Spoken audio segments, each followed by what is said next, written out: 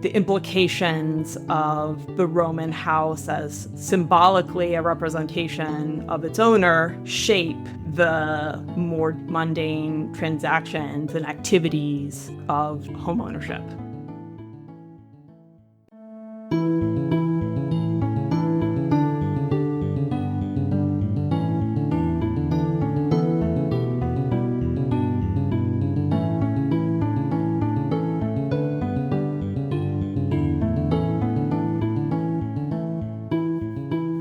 Welcome to a special summer bonus episode of Lesche, a podcast on new ideas in ancient Greek studies.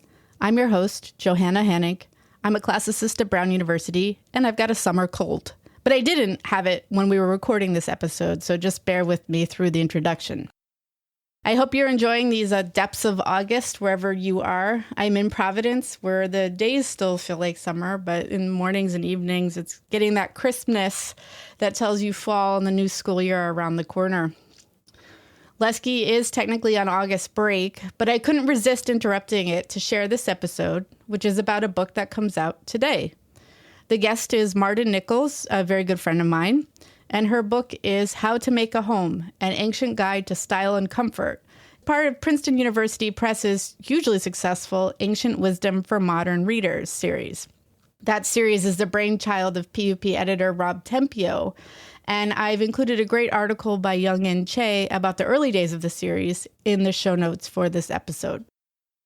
So I'm sitting here recording this introduction in the space that passes for a home office, at the desk where I usually log on to Zoom meetings if I am working from home. We live in an age where our homes have, for better or worse, become extensions of our professional lives, where we have to worry about what our Zoom background says about us. Now, more than 5 years after the pandemic started, I think some of us are still working to figure out the balance, whether we blur our backgrounds or green screen ourselves in outer space, or else choose to curate the bookshelves and the art on the walls behind us. For elite ancient Romans, though, the idea of working from home was so culturally embedded that the distinction between public and private space barely existed. Your house wasn't just where you lived, it was where you conducted business, received clients, displayed your wealth and status, and showed off your citizen virtues. In elite Roman houses, political careers were part of the architecture. So perhaps it's no surprise that Roman writers were also very attuned to houses, how to buy them, design them, live in them, and to what they revealed about their owners. In How to Make a Home, Marden brings together some of the best Roman writings on domestic life, from Cicero's real estate advice to Vitruvius's architectural principles to Seneca's musings on the moral dimensions of interior design. Their observations about sellers' deceptions, runaway contractors, and the perils of ostentation can feel remarkably contemporary. But at the same time, they also reveal something that is distinctly Roman, namely the belief that how you lived and presented yourself at home was inseparable from who you were as a Roman citizen. I'll admit that this is an unusual topic for Lesche, which usually focuses on ancient Greece, but the material is just so interesting and Marden's curation of it is so compelling that I couldn't resist sharing it with the listenership. I'll add, too, that I think this book would make the perfect gift for any new homeowner or anybody about to take on the chaos and the expense of a major renovation. Marden Nichols is Provost Distinguished Associate Professor and Chair of the Classics Department at Georgetown University. She's a scholar of ancient Roman literature, art, and architecture, whose work situates Vitruvius's De Architectura within the literary, cultural, and intellectual context of the ancient world. She is the author of Author and Audience in Vitruvius's De Architectura, which came out with Cambridge University Press in 2017, and now most recently translator of How to Make a Home, an Ancient Guide to Style and Comfort, a collection of ancient Roman writings about home design and decoration that has just appeared, just today in fact, from Princeton University Press. A quick note that, as ever, I've put a few references in the show notes for this episode. And again, this is a special summer bonus episode. Lesche will be back with a new regular season starting Wednesday, September 10th. In the meantime, I'd like to welcome into the Lesche Marden Nichols. The next voice you'll be hearing is hers.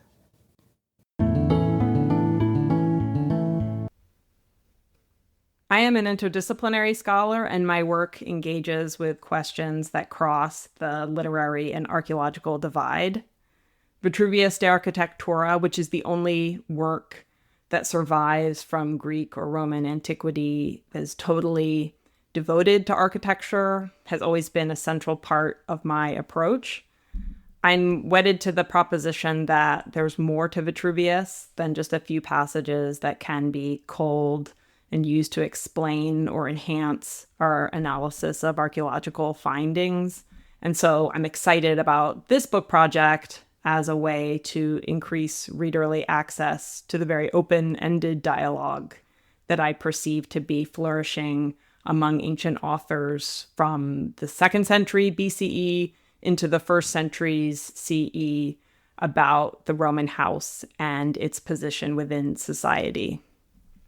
Vitruvius is our richest source of information about ancient Roman houses, and so much of my research has focused on books 6 and 7 of his 10-volume treatise, which are concerned with the layout of houses and their decoration.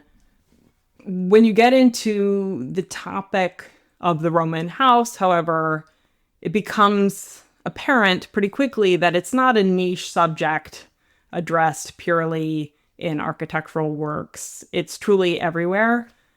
Roman townhouses and villas are the highlight of excavations along the Bay of Naples that have yielded our fullest picture of Roman daily life. The authors who are surveyed in my book include poets like Paterculus, Ovid, Juvenal, and then house construction and decoration are central topics within letters that are included in the book by Cicero, Seneca, Pliny the Younger. And for this reason, houses have been a hot topic in Roman studies for decades. There's scholarship that includes pioneering works by Andrew Wallace Hadrill, Catherine Edwards, Elaine Gazda, Erica Valladares, and many others. What excites me most is how complex Roman thinking was about the house. So I've had the opportunity to move beyond questions such as whether or not Vitruvius properly describes the construction or the decoration of Roman houses in a way that accords with our archaeological evidence. And instead, I'm able to look at how the implications of the Roman house as symbolically a representation of its owner then come to shape the more day-to-day mundane transactions and activities that are at the heart of homeownership. So when did you first get to thinking about doing a volume in this particular series, which was developed by Rob Tempio at Princeton University Press and seems to be doing really well? But how did that all come to be? This all came to be around the time of the COVID-19 pandemic, and you can see that that particular context made its mark on the book. While ideas about public and private with the Roman house are at the heart of many people's work in the field, they came to have a new sort of emphasis and urgency under COVID as there was the work from home revolution and people were not able to make the kind of claims to students or to colleagues that we were so used to, namely that the Roman house was so different from domestic space as many of us experience it in the industrialized world, because for the Romans, much of commercial, political, social, professional life writ large was taking place at home, whereas in a pre-COVID-19 world, the working assumption, at least, was that our homes were private spaces. Our homes were places where we could shut the door and create a new and different identity that might not be as discernible to others. Suddenly, we're all working on Zoom, and the Zoom room is something that is accessible to those with whom we are working most closely. And so when I started having conversations with Rob about the possibility of doing an architectural work for the series. I had the luck of being encouraged in this by my Georgetown colleague, Josiah Osgood, who has authored 2 works for the series.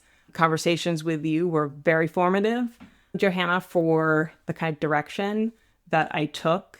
But it was great to be able to develop a longstanding interest that I had had in finding a way to take the elements of Roman domestic space that suggest these ready parallels with contemporary concerns and offer those to the widest possible audience in a way that honors the material. That's one of the reasons why I think the series is so successful and that makes us think about Florilegia and how we came to have a number of the excerpted ancient texts that we have, that it is a very immediate way to approach a topic in a way that's authentic to the material, to collect together excerpts that all address one theme. Of course, there's a lot that approach leaves to be desired. You don't get the fullest sense of the larger work. Some of my excerpts included in this book are very short paragraph, maybe 4 sentences. But I thought that the topic of the house was a good one for this series, especially as the series over time has grown to encompass collections of various authors rather than single author. Right, yeah. Before it kind of, I think, was based very much around the authority, or even, I guess you would say today, brand of an author's name. So, I did Thucydides, but before that there was Cicero, and that was sort of the hook that the ideas were hanging off. But I actually really like this more thematic direction that he's gone in. Could you maybe give a sense of the kinds of passages that you included? Like, what were the topics, the big headings that came up in this book? So the book is various in its topics and approaches. It collates 19 passages drawn from 11 poets and prose authors. The direction that it moves in is initially focusing more on the idea of the home. I've included topics such as the architectural development of the house from its earliest origins, which is treated in Vitruvius, De Architectura, as a kind of origin story of human civilization. There are passages that deal with the notion that houses and their decoration are reflective of the Roman social hierarchy, also drawn from Vitruvius. Juvenal has wonderful verse that covers the notion of self-presentation through ancestor portraits that also forms a part of this section of the book, as well as passage from Ovid, Metamorphoses, that gets to this notion that even in a world in which domestic luxury is so important and houses become a way of trumpeting wealth, there still was that idea of simplicity, the Roman notion of themselves as austere, sober, and minimalist. Minimalist. I mean, I love that you pull in, that passage from Ovid, the Baucis and Philemon, sort of this, rosy tinted, which I guess you find across all sorts of cultures, this idealization of the peasant hut, really, but described in pretty elaborate detail, but all of that very, as you point out, very ideologically charged as anything else in the volume. I thought that was a really cool arc that you had of going from the beginning, this sort of fantasizing about the humble beginnings, or this, Vitruvius indulging in this this, what we think of as this anthropological notion today that like the further away geographically societies get from us, like the more stuck in the past they are. So he's like pointing out how proof of his theories about early Roman houses is borne out by the way that people live in, deep Gaul or something like that. So that how you go from that up to these really, really modern concerns. I mean, could you just give it in a couple of examples maybe of these really super modern parallels for just even like the buying and the selling and the inspection process that we find in Roman literature? So a lot of the punchier selections in the volume are drawn from Cicero's letters. And it's great to find in that context discussion of what it's like to visit a construction site for a house that is over budget and behind schedule. And I think that is something that's very relatable in our present context. That notion of budget overruns and who is responsible is a theme that develops in the volume. So in the case of Cicero, he's writing to his brother explaining that construction is not going to proceed unless somebody raises the contract in accordance with how the amount of work has increased. Look forward then to Vitruvius in the preface to his book 10, where he is suggesting that it is architects who should pay out of their own pocket if they're unable to complete a work at least at budget or looking to 25% over budget. Yeah, I mean, these themes that you see like all over the place, like on every show on HGTV, everything from issues that you face with new construction to renovation. And I think, at least personally, obviously it did happen, but the idea of renovation projects in antiquity is not something that I have contemplated a lot. But it's really interesting to think about, overhauling, rebuilding, renovating, upgrading a house for, I don't know, reflect the newest like sewer technology or taste for statues or whatever. And this not being on time, not being under budget issue is just, it's so, I think, relatable in a lot of these sources.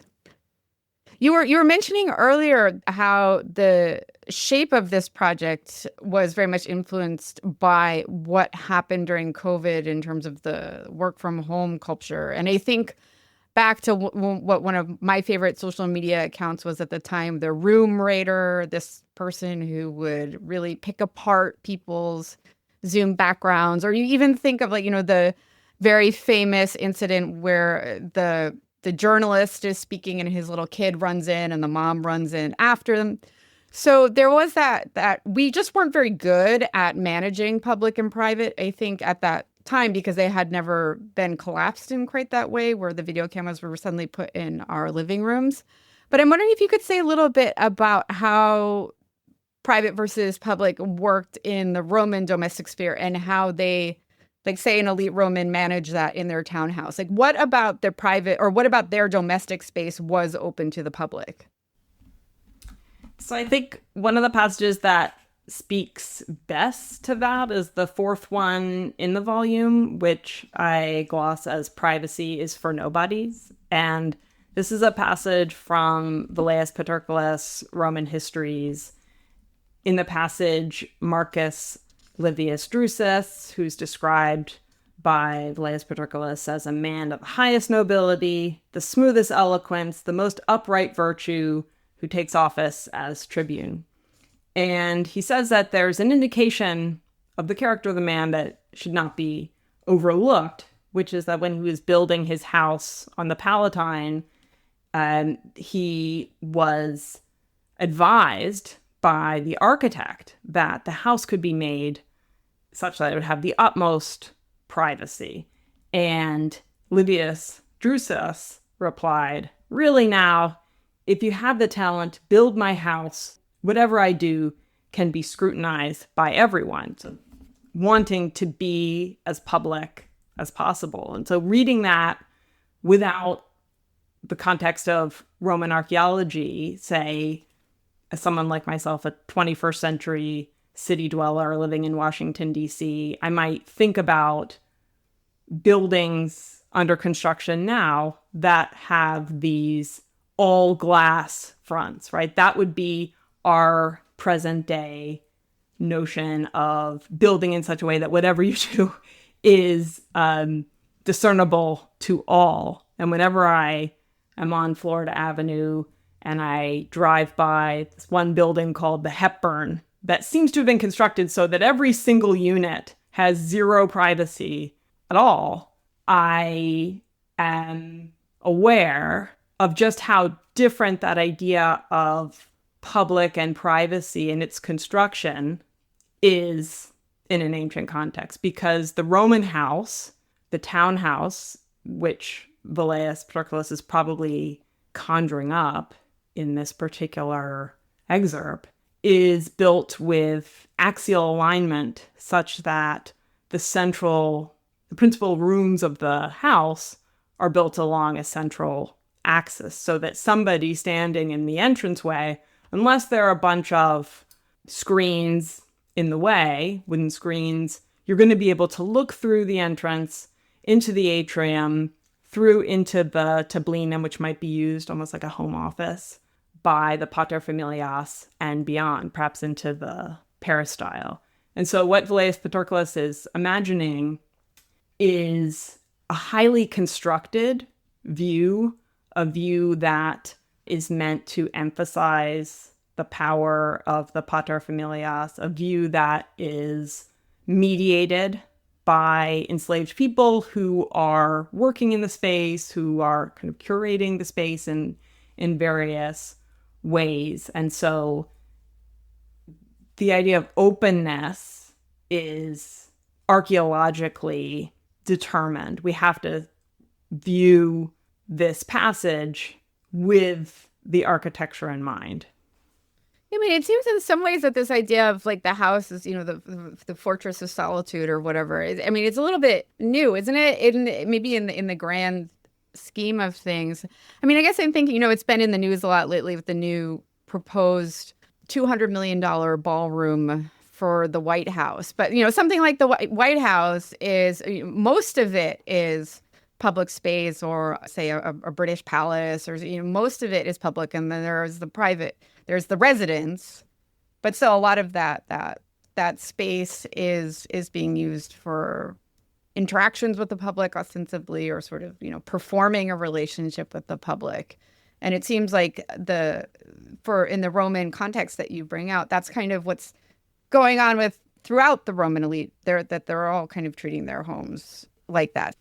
I think it's something that is pervasive and something that is exciting and fun for people who work on Roman houses from an archaeological perspective, that a number of the houses that in Pompeii that have the most elaborate decoration, rooms you can step into and see how various mural paintings are communicating with one another and with furniture, and how the view is being curated for your appreciation. This is happening not in some mega mansion, not in only the finest houses, but it's something that is a pretty central part of social and professional self-presentation across a wider swath of the society than we might imagine simply from reading the text. Obviously, given the sources, we have mostly elite, and we have elite perspectives on mostly elite residences, right? So on these urban townhouses and on the country villas, what kind of glimpses do we get at these very fire-prone, rickety apartment buildings, for example, that Juvenal describes? Or what sort of evidence do we have of about those in the textual sources?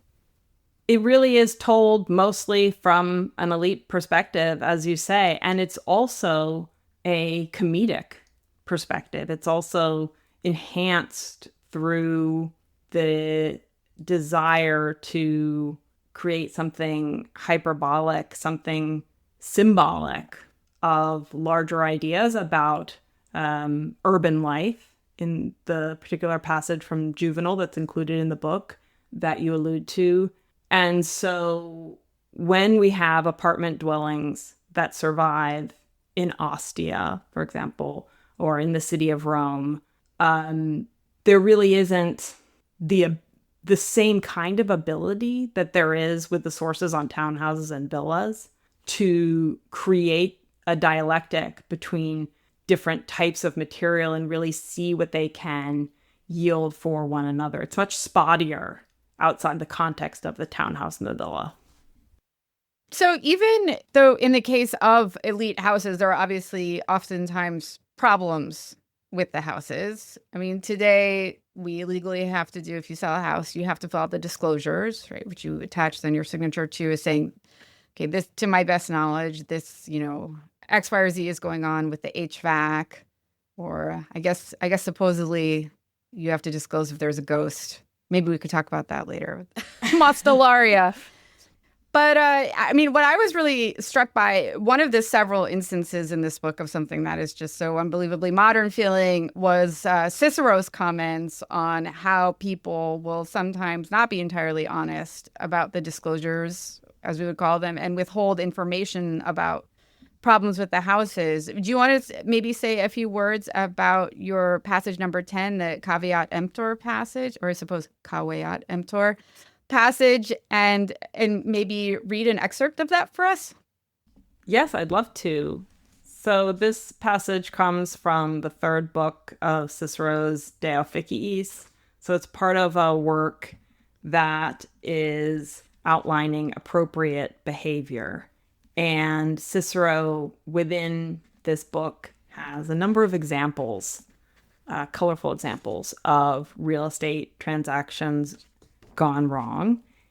I'd like to read a particular passage that has to do with information asymmetry, i.e. withholding knowledge of a home's defects. Great. Let's say a respected man is selling a house because of certain flaws, which he himself knows, but which other people know nothing about. Let's say it harbors disease, but is considered hygienic, and that the evidence of maggots in all the bedrooms is not well known. Let's say it was constructed from shoddy lumber and is liable to collapse, but no one knows this beyond the owner. I ask, if the seller does not tell the buyer these things and sells the house for far more than he thought he would, will he be acting unfairly or improperly? Yes, he will, says Antipater. To allow a buyer to blunder ahead and encounter grave harm by mistake. If this is not declining to give directions to someone who is lost, which at Athens is punishable by public denunciation, what is? It is even more than declining to give directions. It is enticing someone into a deliberate error. Diogenes said in reply, someone who didn't even encourage you hardly forced you to buy it, did he? He posted an advertisement for something he did not like. You bought something you did. But if people who advertise a fine, well-built villa aren't considered deceitful, even though the villa is neither fine nor soundly constructed, far less deceitful are those who did not praise the home at all. Wherever there is buyer's discretion, how can there be seller's fraud? But if, on the contrary, every remark does not need to be answered for, do you think what's unremarked upon must be answered for?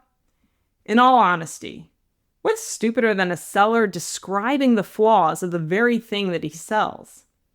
And furthermore, what would be as preposterous as an auctioneer announcing, at an owner's bidding, I am promoting the sale of a disease-ridden house?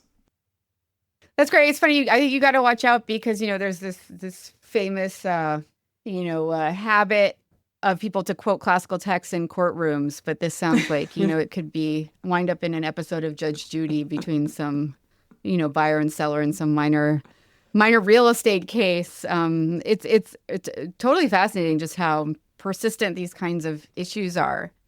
I was wondering, as you carry this material that you've been working on for so long, the Roman domestic architecture, Roman decor, which is very much more intertwined with architecture, I think, than we tend to think of it today. I mean, still in Italy, right? Architects also do interior design, so it's interesting, this sort of whole package that you enclose in the book of the decor and the architecture and the ideological relationship and implications of both of them.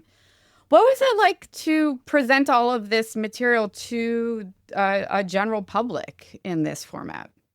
Was it difficult to write about, or did you have to realign the kinds of phrases or talking points that you used? The Roman house is such an essential part of my teaching of undergraduates that I think the move to take material that I'm used to addressing in a scholarly context and think about making it accessible beyond scholarly audiences was not as challenging as I first thought.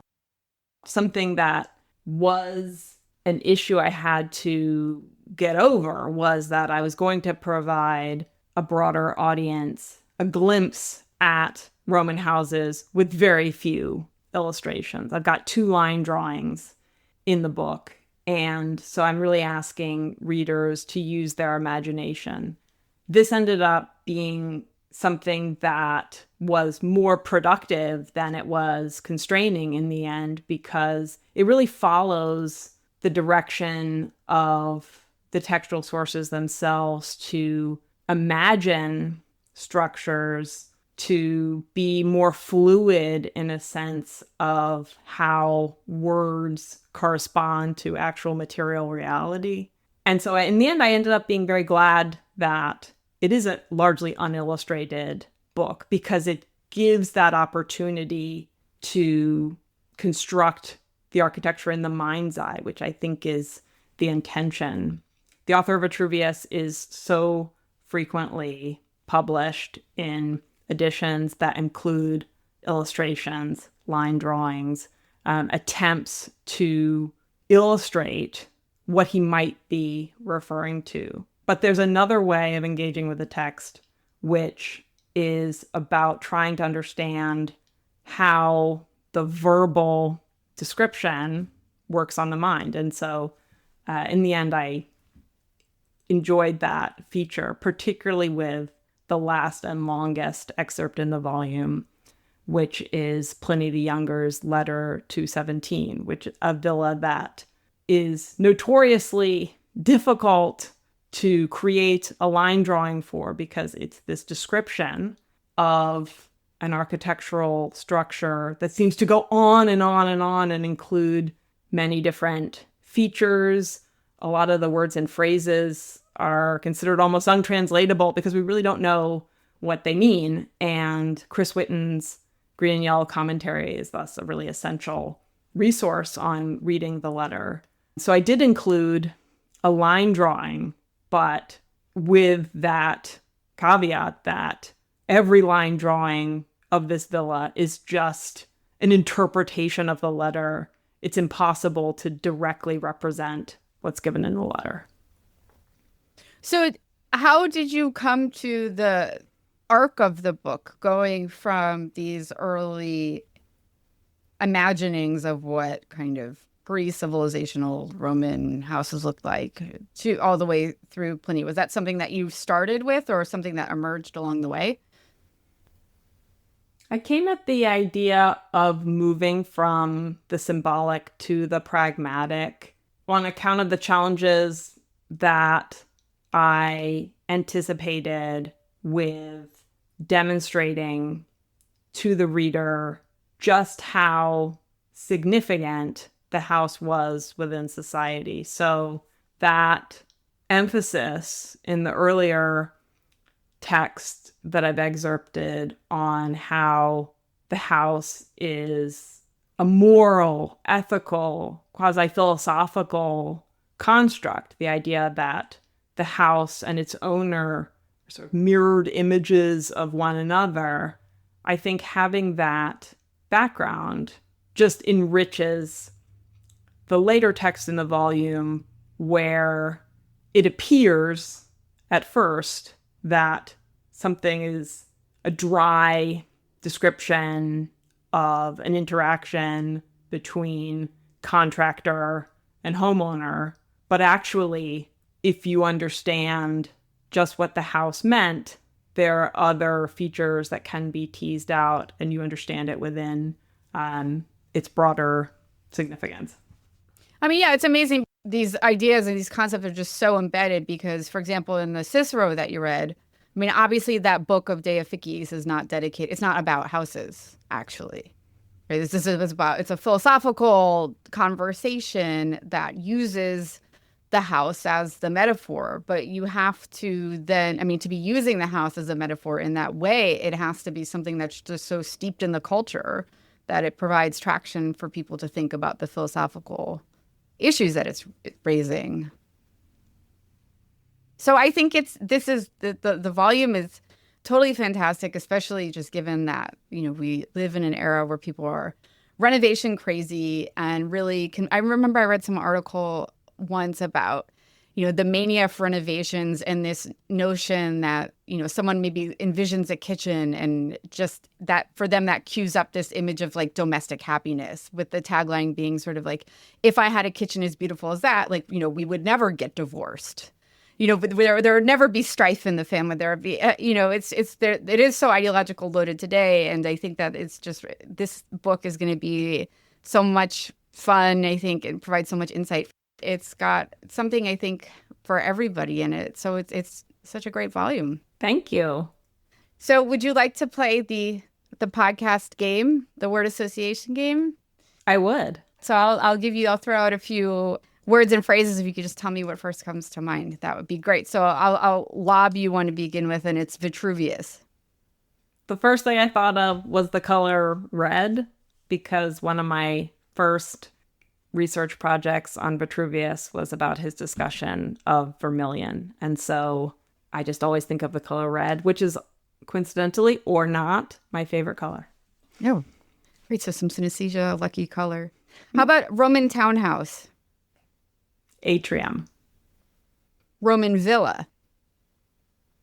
Breathing. Insula, not in the sense of island, but an apartment block. Ostia. And then finally, Cicero's letters.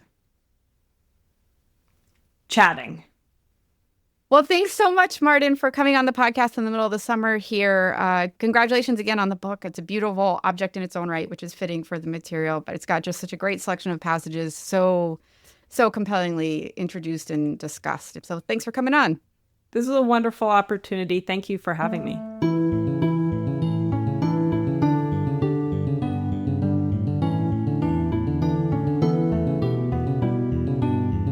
Thank you for joining us for this episode of the Lesche podcast.